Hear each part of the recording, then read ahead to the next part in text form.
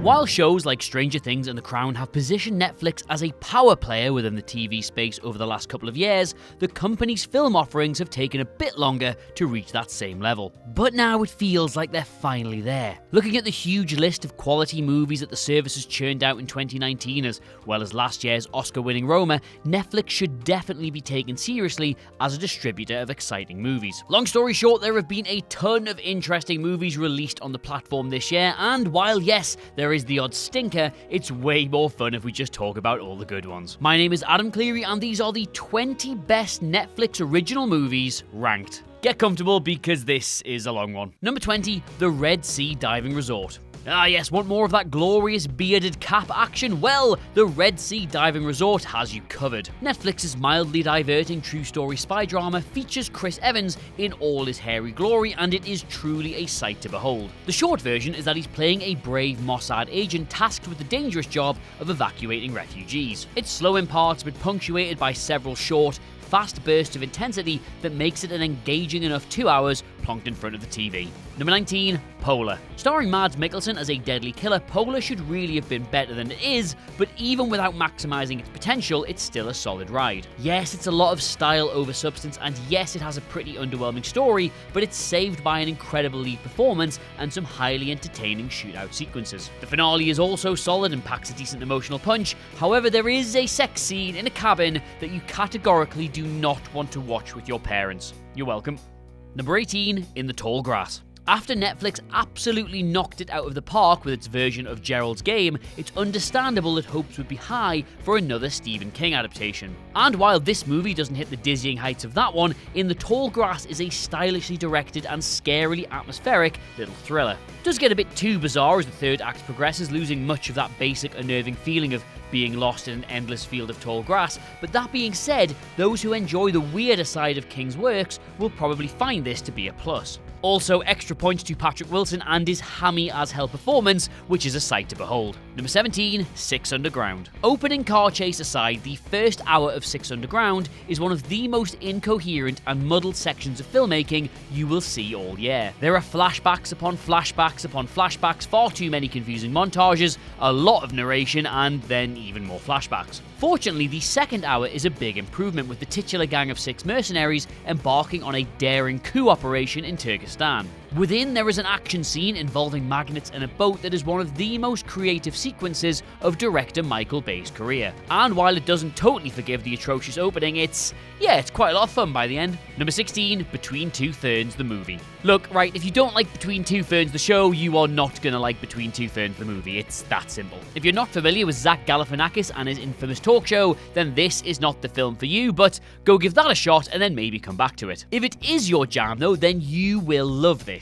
Interviews with Brie Larson, Haley Steinfeld and Benedict Cumberbatch are hilarious, and at less than 90 minutes, it doesn't outstay its welcome for a single second. Number 15, The Laundromat. While Steven Soderbergh's latest outing is annoyingly uneven and doesn't always feel like he actually has a firm grasp on the story, The Laundromat has an insanely top-tier cast, and pretty much every single one of them delivers. Gary Oldman, Antonio Banderas, Meryl Streep, Jeffrey Wright, Sharon Stone, Robert Patrick, and David Schwimmer, to name a few, make the potentially dull subject of money laundering highly entertaining to watch. In Soderbergh's defense, he keeps things relatively breezy, and The Laundromat is a fun, if slightly muddled watch. Number 14, Fractured. Hello, this is your 2019 reminder that Sam Worthington still exists. Stop us if you've heard this one before though. A person's family suddenly goes missing, and everyone around said person is adamant that the family never existed in the first place. Yes, we've all seen Flight Plan and The Changeling, so it's quite hard to fully get lost in Fractured's mystery because, well, you will see the twist coming a mile away. But saving the day is Worthington himself, putting on one of the best displays of his career. Plus, the violence and gore towards the end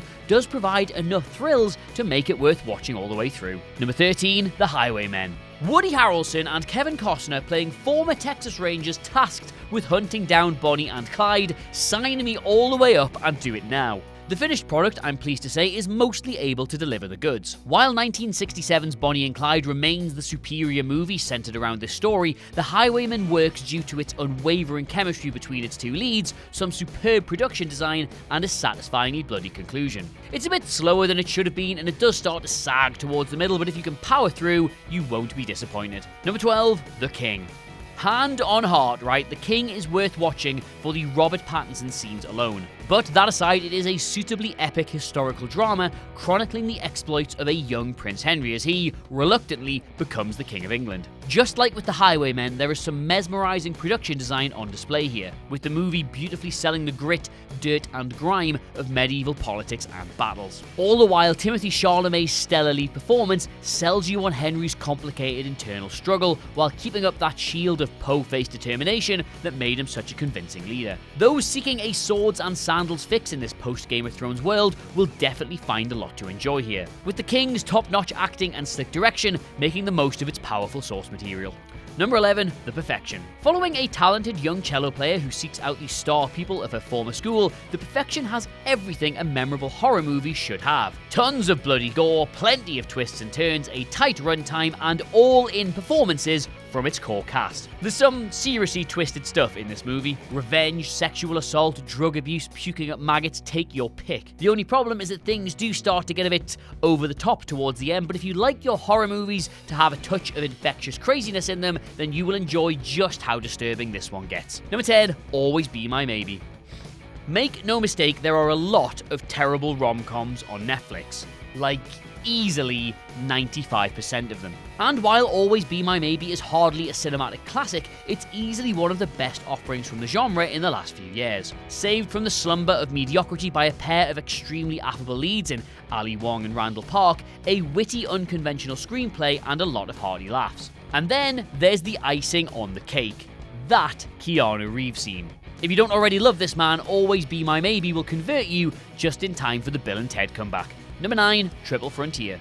Much like The Laundromat, Triple Frontier has one of the best casts Netflix has ever assembled. Oscar Isaac, Ben Affleck, Pedro Pascal, and Charlie Hunnam are all on fine form here as a group of skilled soldiers pulling off a heist. The action is tense, well staged, and easy to follow, with a lot of slow and precise camera movements amplifying the immersion. For a movie that most people will watch on an iPhone or a tablet, it's cinematic as hell, with production values as good as any major Hollywood production. If there is a fault, it's that the story is pretty basic and it all gets a bit, and then this happened, but what we get works very well. Number 8, El Camino. Even though it doesn't need to exist in the slightest, El Camino is a welcome return to the Breaking Bad universe. Kinda feels like reuniting with your university pals after a good few years apart. You're all getting on fine, yes, but it's really great to see them anyway. It also helps that the movie features a career-best performance from Aaron Paul, who does not miss a single step despite being away from Jesse Pinkman for several years. He's funny, he's tortured, he's violent, he's everything else in between,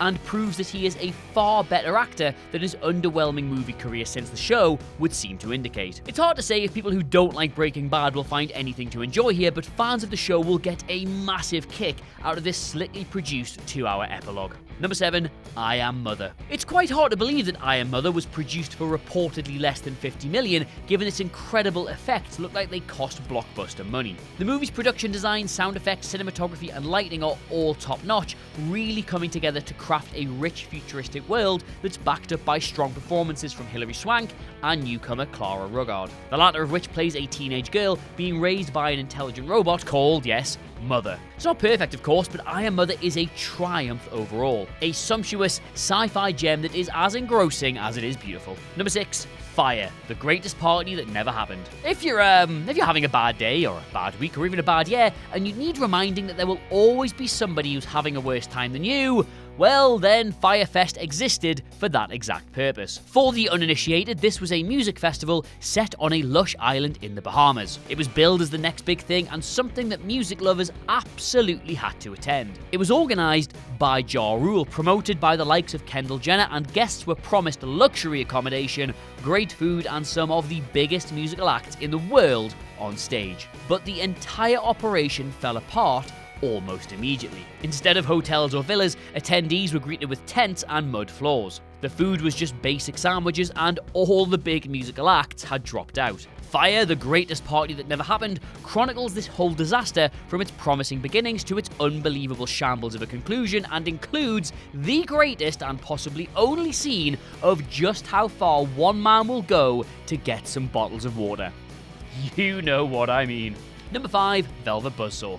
Ah yes, Velvet Buzzsaw reunited director Dan Gilroy with Jake Gyllenhaal. While the two couldn't quite recreate the pure magic they had with Nightcrawler, Velvet Buzzsaw is nonetheless a fun and quirky little horror thriller that amusingly pokes fun at the pretentious nature of the art scene. Thankfully, even if you have no interest whatsoever in said art scene, the movie lets you in on the joke. You'll get a lot of characters rambling on about various paintings, but when things turn nasty, it's their characters' involvement with these supposedly amazing pieces that is to blame. It got a bit of a critical hammering at the time, but honestly, Velvet Buzzsaw is a spooky and stylish ride for about 90% of its runtime. And I liked it, if that means anything to you. Number 4, Dolomite is My Name.